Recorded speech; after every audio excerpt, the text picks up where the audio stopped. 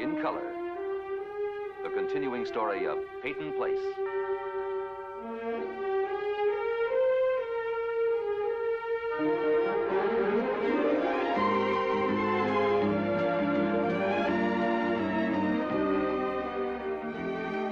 Starring Ed Nelson as Michael Rossi,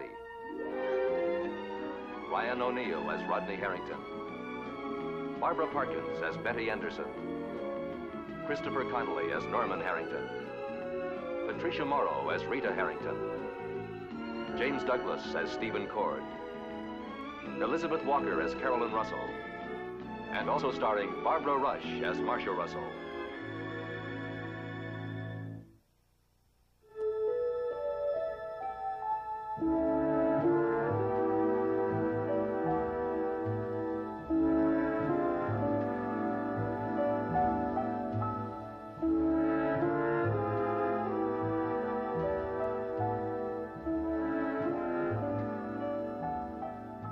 Tonight, Betty Harrington faces another visit to Doctor's Hospital, knowing that her recuperating husband, Rodney, cannot get rid of his doubts about her. Doubts that were based on the fact that Betty was driving with Stephen Cord when the accident occurred. Doubts that Rodney himself has fought against. But here, waiting for the sensation of feeling to return to his lower body, Rodney can only live in fantasy. And when his wife is even a few minutes late for visiting hours, he cannot help himself from thinking she would prefer to be elsewhere. Hi. Well, fruit juice or milk? Jill Smith in uniform. I know, I don't believe it myself. I gave up the job with the Reverend. I know, I heard. I didn't know you were working at the hospital, though. Guess I should get around more, huh? You didn't happen to see my wife in the corridor, did you? No, I'm afraid not. Oh, well, she probably stopped by Dr. Rossi's office. I can check in his office. No, that's all right. She'll be by. So you're a nurse's aide now, huh? Yep, I've gone respectable. At least I'm trying to. Norman told me about Kelly. I'm sorry, that's a bad break for you. He and Rita are taking wonderful care of her, though. What would you like? Orange, pineapple, milk, ginger ale? You can get me my wife if you find her out there. Oh, hello, Jill. We give service. Betty. Excuse me.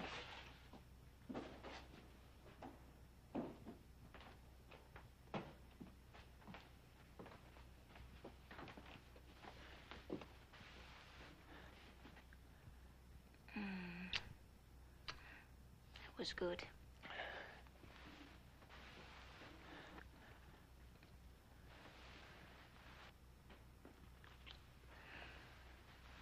That was even better. I was beginning to think that maybe you weren't coming. Why? I don't know. Something might have come up. Nothing's important enough to keep me away from you. You're going to make a fuss every time I'm a few minutes late. 7 minutes late. Well, if you've got to be technical. I get lonely. Well, you got, Jill to entertain you. Jill isn't you. Speaking of Jill, have you been up to see Norman and Rita since they took the baby? I haven't been anywhere. Well, that's not good, Betty. You shouldn't be alone. I mean, those days can be pretty long. Well, I thought I'd ask Norman if I could help out at the shop. That would be good. But that still doesn't take care of the nights. I should think they'd be the hardest. Well, my evenings are half over when I leave here. I mean, I walk home and I read a book and, whistle a few tunes, and then I go to bed. You don't have to come over here a dozen times a day. But I don't ever want to leave. Oh, I bet you say that to all the boys. Is this your sneaky way of telling me you're getting bored with my company? Are you kidding? I count the minutes before you get here. I just don't want you dragging yourself over here every evening if it's just out of a sense of duty. Duty? I mean, you should take a night off once in a while. See a movie. No, sir. Not unless you can come along with me, hold my hand, and buy me popcorn. I'm serious, Betty. Well, so am I. I want to be with you. It's a cheat. Don't you see that? Every time you kiss me, it sends a shiver down my spine. Only now it stops halfway. Well, I can be patient as long as I know you love me. I could tell you 100 times a day I love you. How do I prove it? By getting better and coming home to me. Now, don't you want that? Rod, I want to spend the rest of my life with you any way I can. There's only one way for a man and a woman to be together. And that's living as man and wife and raising a family. You want children, don't you? Don't you? Yes. As long as I know they can be yours. Well, there's a very good chance that they can't.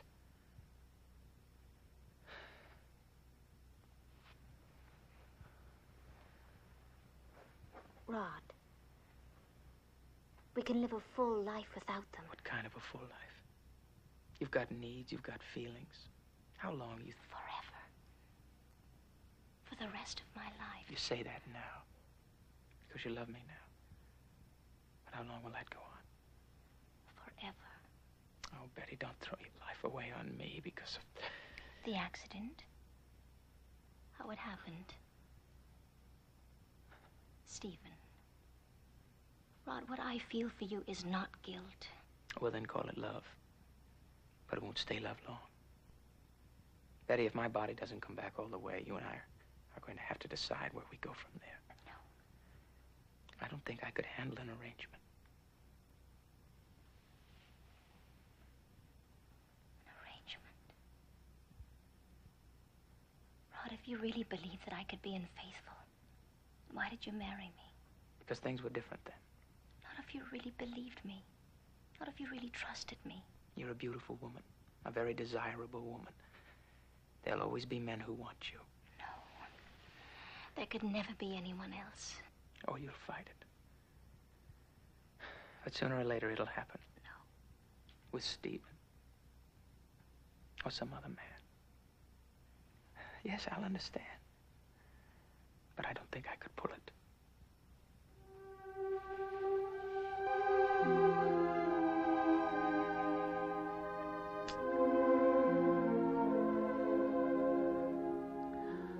Oh, Betty, is a kiss gonna be enough?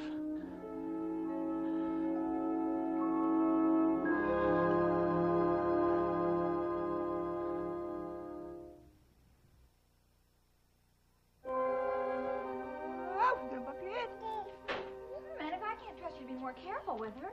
We'll take off the boxing gloves. She's safe. Aren't you, Butch? Butch. I'll get it. Come. Come here. Yeah.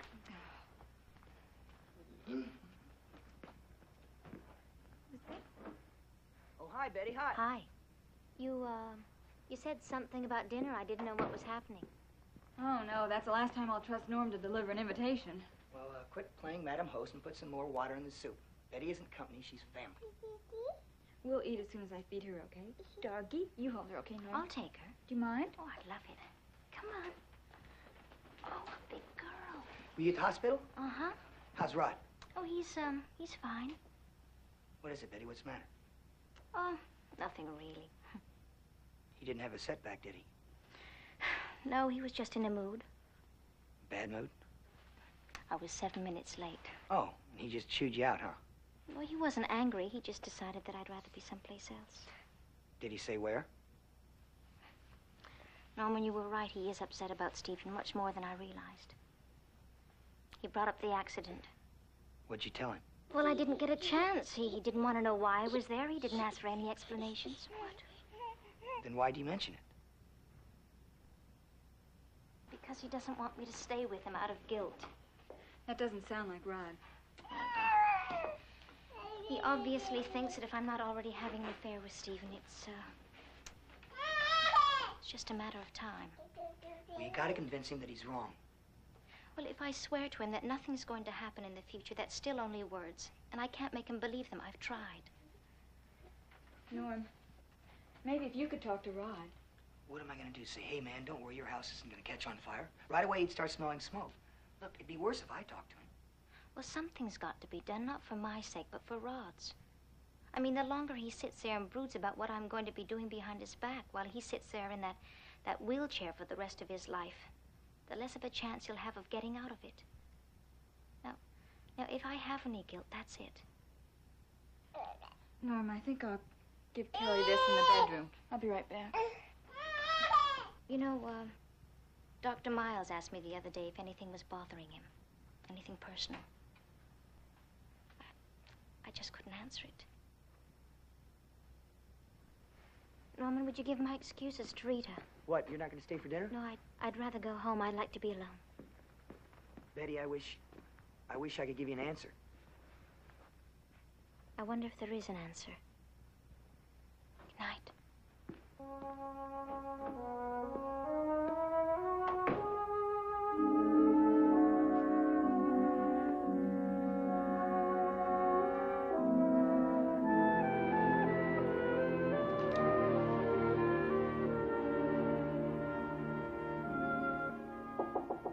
Come in. The nurse said that you wanted to see me. You looking for Dr. Rawson? Miss Choate said that you wanted to see me before I went off duty. Yeah, did you have any trouble today?